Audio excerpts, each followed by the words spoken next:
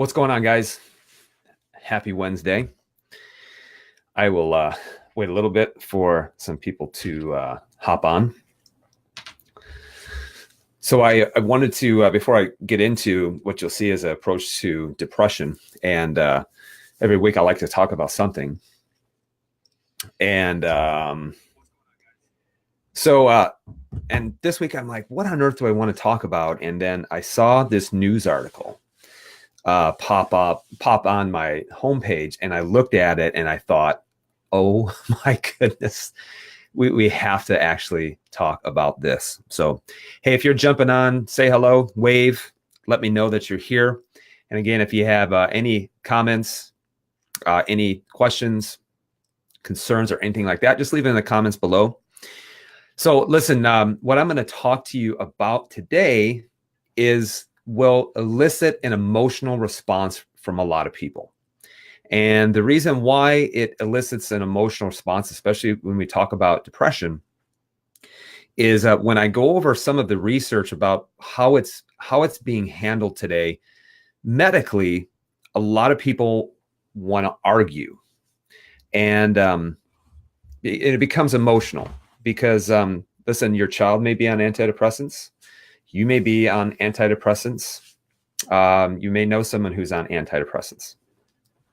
I'm not going to talk about the fact that depression, whether it is or isn't real, that's not the debate we're going to have.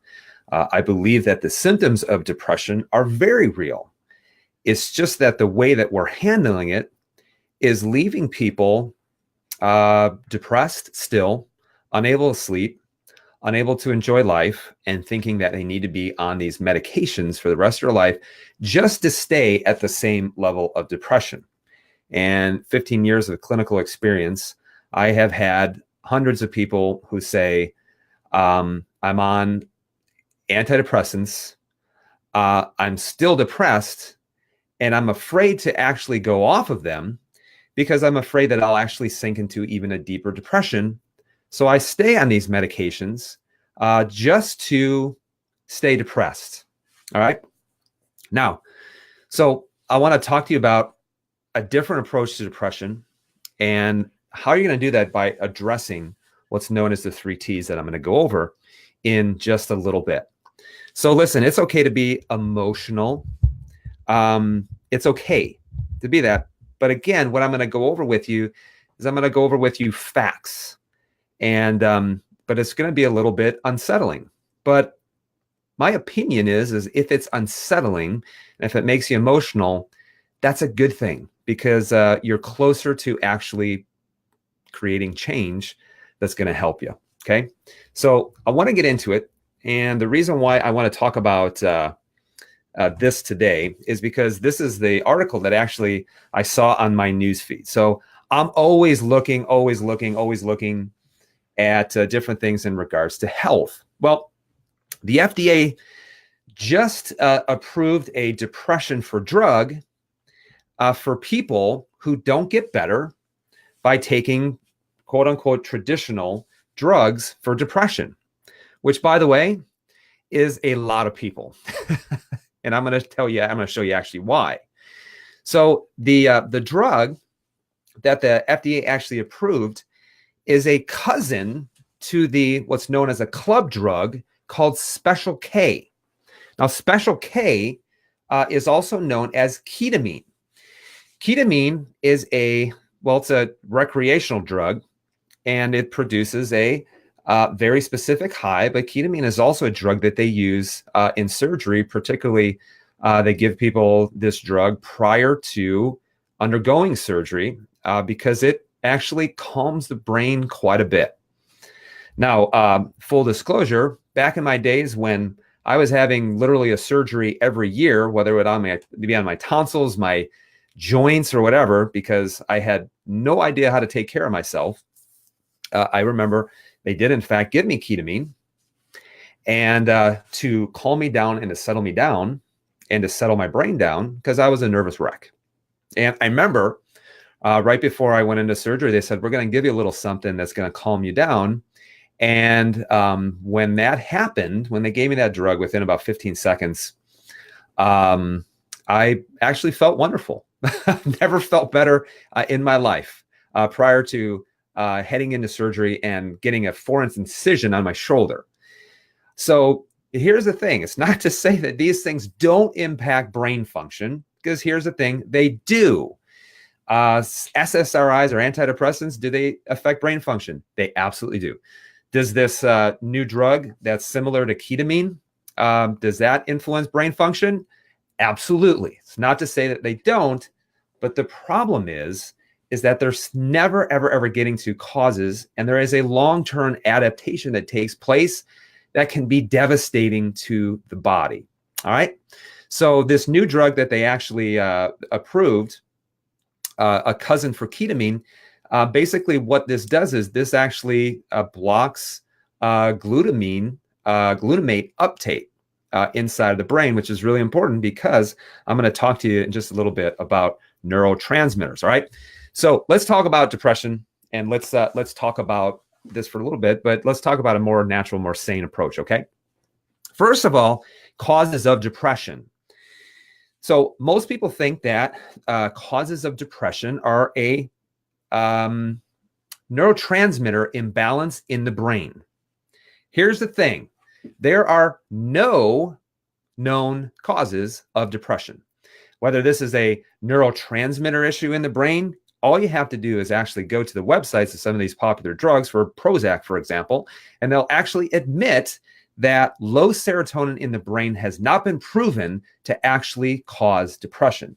What's interesting about Prozac, when this came out back in the 1990s, this is known as an SSRI, or selective serotonin reuptake inhibitor. And what this does is this prevents the uptake of serotonin within the nerve cells so that you have more of this free serotonin within the brain to stimulate the brain. Now, serotonin actually is your happy hormone, because serotonin actually enhances mood and improves sleep, does things like this. The only problem is to get this drug approved, they actually didn't show that it improved depression. They actually just proved that it increased serotonin inside of the brain. So all you have to do is go to the website, and they actually will say is that we don't really know the causes of depression, yet we're sure willing to pump people full of a bunch of drugs that we actually don't know the long-term effects of. Now, this is what's interesting. When you look at some of the treatments, the medical treatments for depression, literally all you have to do is you need to go to a doctor and tell them you're unhappy. Let them know the drug that you want, and they'll 90% of the time they'll give it to you. That's incredibly diagnostic, isn't it? And it's sad, because all you got to do is watch some primetime television, look at the drug that you want for depression, mention it to your doctor, and chances are 90% of the time you're going to get it. The thing with depression medication and things like that, and again, I'm not saying that people aren't depressed, but what I am saying is that there actually are no brain tests that you can do to prove depression. You can't do an imaging study. You can't do a blood test. You can't do any kind of neurotransmitter test directly in the brain. It doesn't exist.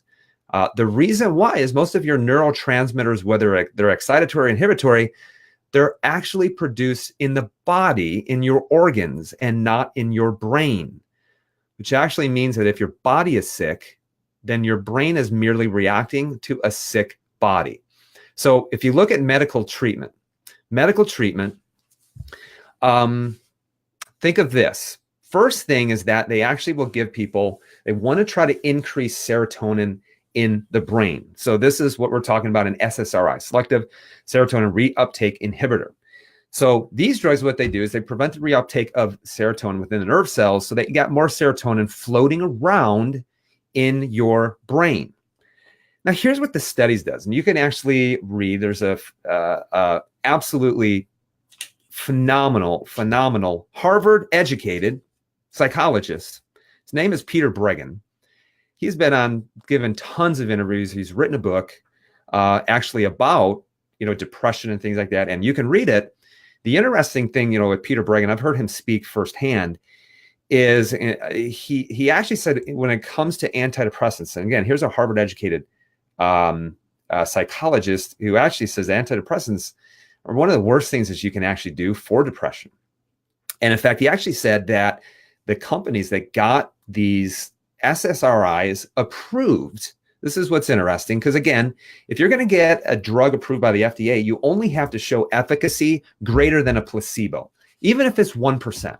So what that means is if I give 100 or 50 people the drug, 50 people the placebo, 30% of the people in the placebo improve, but 31 improved with the drug.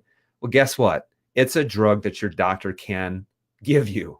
Isn't that crazy? Because most of the medications that you see today, you actually see that they only outperform a placebo by a few percentage points. And this also includes cholesterol lowering medication. So Peter Breggin, what he actually found was when he looked at the studies, and the studies that they did, these double-blind, placebo-controlled studies that gets it approved for to get approved by the FDA, is he actually found that the drug companies actually did two tests. They did two different tests. The first one they did was improvement at 4 weeks. The other one was improvement at 6 weeks. Well, for these SSRIs trying to increase serotonin, they actually found that there was, in fact, an improvement in people's depressive symptoms at 4 weeks, but at 6 weeks, there wasn't.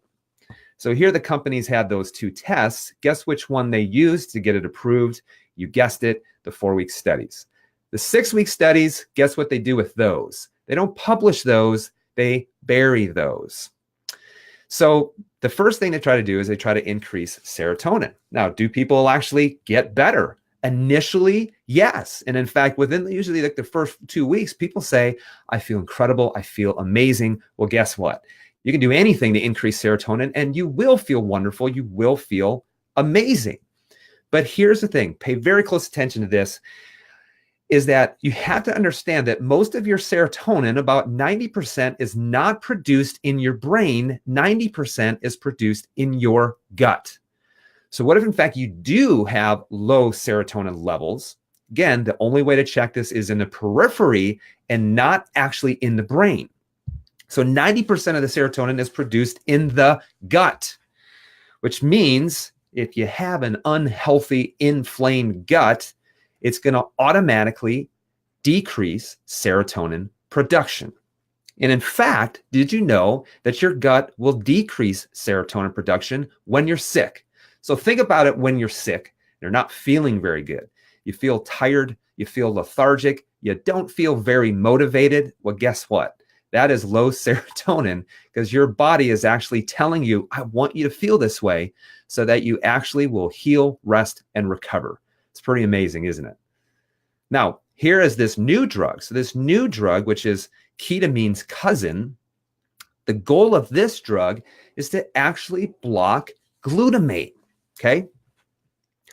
Glutamate. So glutamate is actually an excitatory neurotransmitter, probably the most abundant neurotransmitter inside of the body. So glutamate performs a host of other functions, but it's particularly in the brain, it's excitatory, okay? Now, I want you to think of this. Your free glutamate is actually produced in the immune system. So I want you to think of this. So now what they're trying to do is they're trying to inhibit the receptor sites for the uptake of glutamate. So now they're actually trying to depress this chronic excitatory type state. So think of this is if most of your glutamate is produced in your immune system, would it make sense that if you have a high amount of glutamate inside of the body, could it actually mean that doctors are trying to block this? Could it actually mean that your immune system is actually really active and really trying to fight inflammation inside of the body? Probably. Now, there's also an abundant source of glutamate, and it's in our food. And it's called MSG, also known as monosodium glutamate. Monosodium glutamate. This is a flavor enhancer, guys, and it's literally in every single packaged food. Now, it might not be called monosodium glutamate. It might be called natural flavoring. It might be called yeast extract. Just Google different names for MSG, and you are going to see that MSG is all over the place, and it's in packaged food. I mean, it's in flavorings. It enhances flavor, and it makes food highly palatable, because the more better it tastes, the more you're going to want to eat. And guys, this is all in your canned soups, things like that. So I want you to think about it. If you have a lot of inflammation in your gut, if you are fighting a lot of inflammation and chronic infections, and you're eating a bunch of terrible food with a lot of flavor enhancers, guess what? From a physical standpoint, that's a recipe for depression. Okay? Now, here is a different approach. Here's a different approach I want you to take. Because when you go to the medical doctor, did they ask you about the physical stressors in your life? And physical stressors actually has everything to do with the amount of traumas that the body, spine, nerve system has actually taken. All right. So can trauma to the spine, does that affect the function of the brain? 100%.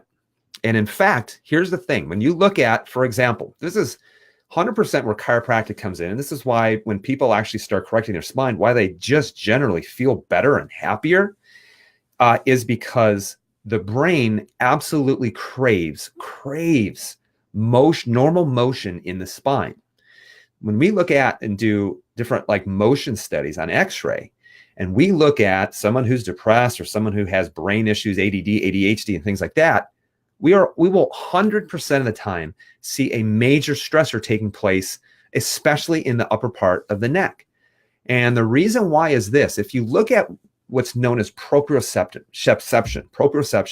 or joint awareness or joint feedback, most of the joint feedback is actually happening in the neck, and it sends the feedback back to the brain to give the brain an idea of its reality, of where it is at actually in space.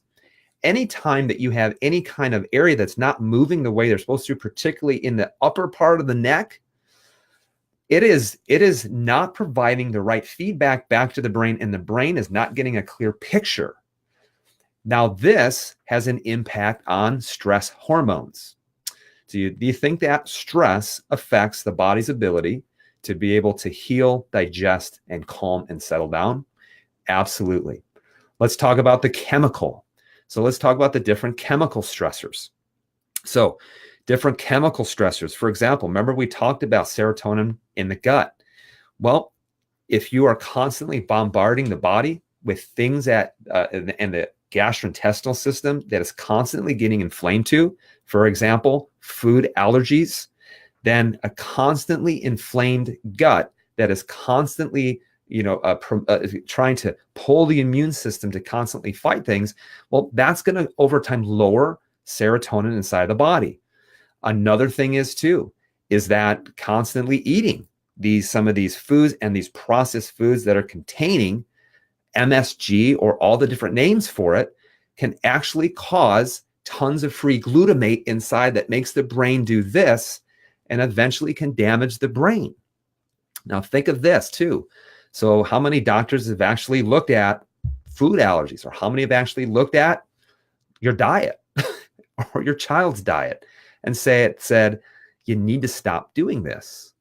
The third thing too is, this is the mental. So is depression, can it be mental? Absolutely. And in many times it's all three. So you can't just take one approach. It's not 100% physical, it's not 100% chemical, and it's not 100% mental. But here's the thing with mental is mental can increase the stress, and the stress will actually cause damage to the other two, to the physical and to the chemical. So mental stress can damage the gut. Mental stress will damage your hormones, and it'll affect women way more than men. And in fact, there are more women who are depressed than men. So the mental aspect, you have to address the mental aspect. And many times when people come to me, and usually the first question I ask them when it comes to the mental aspect is this: is that if you're depressed, your reality is not meeting your expectation. So I want you to think about it. Your reality is not meeting your expectations. So you have two choices: improve your reality or lower your expectations. All right. So obviously a simplified approach, but guys, just the point is that a doctor in your life, are they actually working to address all three to help you so that you don't become a customer for antidepressants the rest of your life? People have been on them for 10 or 15 years, 20 years. They're desperate. They're desperate to have a solution so that they can actually go off of those medications. Just as an FYI, any kind of these medications, you never ever quit them cold turkey. You actually have to work with your doctor to develop a plan to actually taper them. So these things 100% have to be tapered off. Okay. So let's talk about testing. What are some of the testing things that you do so that you start addressing these three T's? You know, the trauma, the toxins, the thoughts, the mental stress. Well, here is some things, and these are going to make sense. All right. Number one is you're actually getting an X-ray.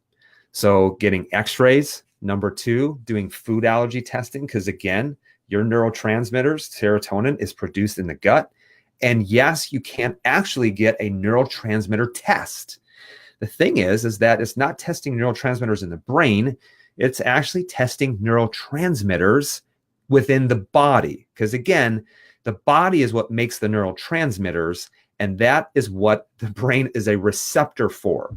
So any kind of neurotransmitter imbalance, you actually can look at it, what's happening in the periphery and other parts of the body. Okay.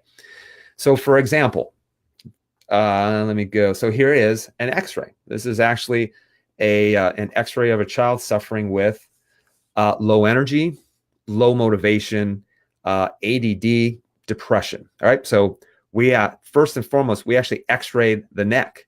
The neck is providing this proprioceptive input back to the brain, telling the brain, oh, everything is going well. If you look at him from the side, this right here, you can see that's him in black and the red is normal. So number one, that's off.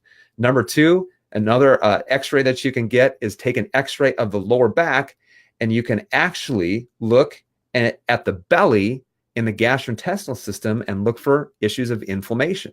Large amounts of inflammation are going to produce a lot of gas, which means that on an X-ray, you're going to see a lot of black. And again, inflammation is leading to issues with serotonin. So here's the next thing, food sensitivity testing. So guys, this is a blood test, and you can actually see the foods that you're reacting to. A lot of people say, I eat clean, and I say, that's great, but do you actually eat healthy? Because there's a difference between clean and actually healthy, because healthy is actually limiting and avoiding these reactive foods so that you're not producing inflammation in the gut. So you can see here issues with casein, cashews, coconut, egg whites, kiwi, milk, cow's milk, peanuts, sesame, tuna. All of these are creating an immune system reaction. And again, anytime there's an immune system reaction, there's also going to be an inflammatory response. And again, remember, glutamate is actually what is heightened when there is an immune system reaction taking place. And this is actually a peripheral neurotransmitter test. So you can actually measure things like serotonin, GABA, gamma aminobutyric acid, which is actually the opposite of glutamate, for example.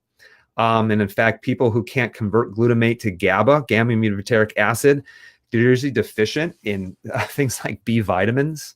Dopamine is actually your motivation. And in fact, a lot of people with low dopamine will have issues with addiction. Norepinephrine and epinephrine, these are your stress hormones. So these are like what are known as your stress catecholamines. These are reduced or produced by the inside of the adrenal gland. And then finally, you also have glutamate. So you can actually see on this test that these neurotransmitters is that a lot of like the inhibitory ones are really low, but the excitatory ones are actually off the charts. So there's a way that you can measure it. So you always want to test, not guess. Where you start is that you test, you don't guess. Now, what about supplements? Because a lot of people say, I'm depressed. Is there a magical supplement for this? And I'm going to tell you something. No, there is not. And the reason why is because supplements will in fact help you, but you need to know what you need help with on your tests. Okay. Now, the whole purpose of supplements and supplementation is that first test, and then I recommend supplements based off of what your tests are looking like. So anytime you're doing any kind of supplementation, especially when it comes to sleep, mood, depression, ADD, ADHD, anxiety, or anything like that, is first tests, start correcting the nerve system, start correcting the chemical, start correcting the mental. But any kind of supplementation should really be designed to, number one, decrease inflammation, to number two, help assist in the production of low neurotransmitters, and help to assist in lowering the excess production of neurotransmitters. Now, I will tell you this before we even test people, there is actually some things that I'll recommend, especially if they're in a heightened stress response. So this is actually called the stress trio. Okay, so things like kava, things like California poppy, and CBD oil. Those are things that actually not only help to lower inflammation, but what they also do is they help to lower what's known as sympathetic dominance inside of the body, which is what we see a lot of people. You got two divisions of your nerve system, the parasympathetic, which is the rest and digest, and then you have the sympathetic nervous system, which is like the fight or flight. And guess which most people are very dominant in? And that is their sympathetic nerve system, which, by the way, chiropractic care does an amazing job of helping to lower that sympathetic dominance. Now, so if someone actually needs some help with it, this is where things like, yes, CBD oil and California poppy or kava, things like that can help break them out of that sympathetic dominance cycle that so many people have a hard time actually getting out of. So anytime you supplement, you always want to test first, not guess. And by the way, the only way that you should be on a supplement for the rest of your life is you're not getting to the cause, number one. And number two, you are actually choosing to break the rules and to cause stress either with trauma or with toxins, or you're choosing to be stressed as well. So the whole idea of supplementation is that you shouldn't have to be on it for the rest of your life. So guys, tag someone that you know has been struggling with this. What's really important is I'm going to leave the link in the comments. Saturday, March 23rd, 9 a.m., we're going to be having our inflammation talk, and we're going to show you how inflammation is literally the precursor to every single disease inside of the body.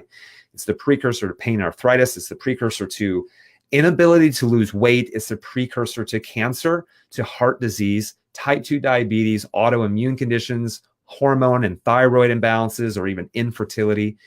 In order for the body to be sick, there must be a chronic inflammatory reaction that's taking place. So at this talk, I'm going to show you the 3 different areas where you look, and also the first test that you do in order to start helping you get your life back. You know, the life that you always wanted, the life that you deserve, and the life that many people say is not possible. We're going to show you how to get that life back. So tag someone that you know needs to be at that event. I'll leave the link in the comment. Make sure you like this. Make sure you share it. And if you have a question,